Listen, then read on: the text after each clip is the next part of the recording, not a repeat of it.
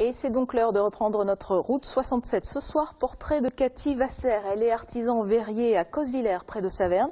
Mais ces jours-ci, on peut la croiser du côté du marché de Noël de Strasbourg. Sabine Pfeiffer et Arnaud Rapp l'ont rencontrée.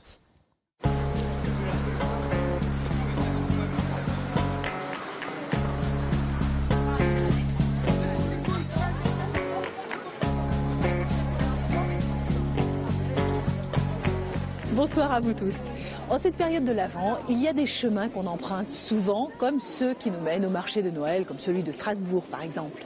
Mais même ces chemins connus, de temps en temps, nous mènent vers des endroits inédits, des stands qu'on n'a encore jamais vus, comme celui-ci par exemple. C'est la première fois que je suis à Strasbourg et que je présente tout mon travail.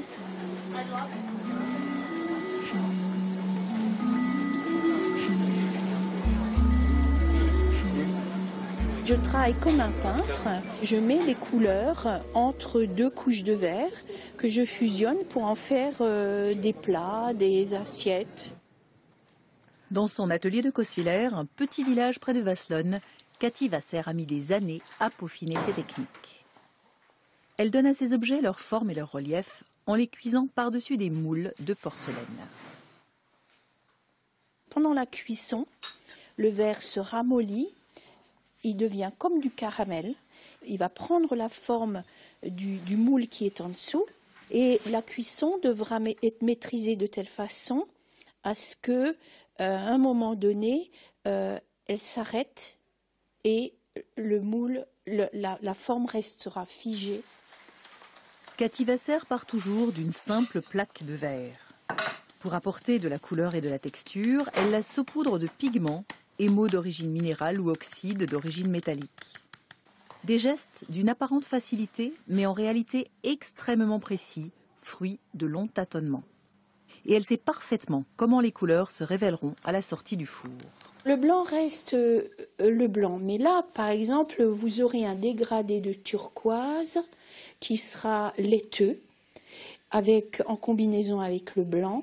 Et ici, ce sera vraiment des bulles comme de l'eau, comme une eau qui bouillonne comme dans les geysers en Islande.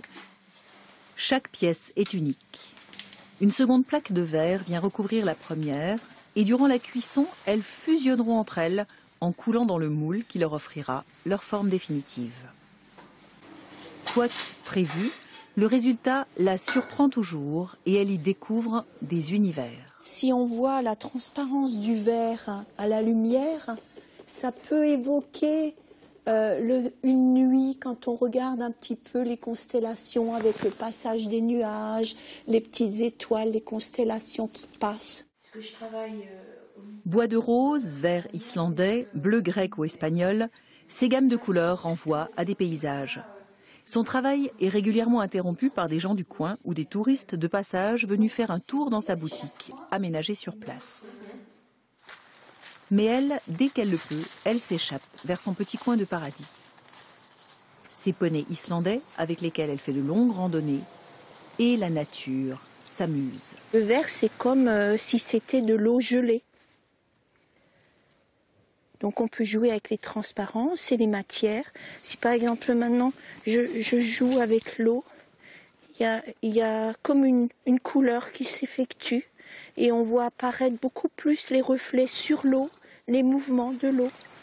Surface ondoyante d'un ruisseau, nervures de feuilles ou fleurs de givre se retrouvent ainsi suggérées, sublimées dans des objets de décoration ou simplement utilitaires, afin d'élargir le regard de celui qui s'en servira.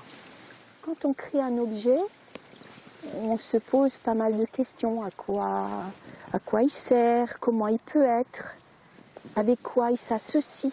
Est-ce que quelqu'un peut se l'approprier et le vivre avec au quotidien?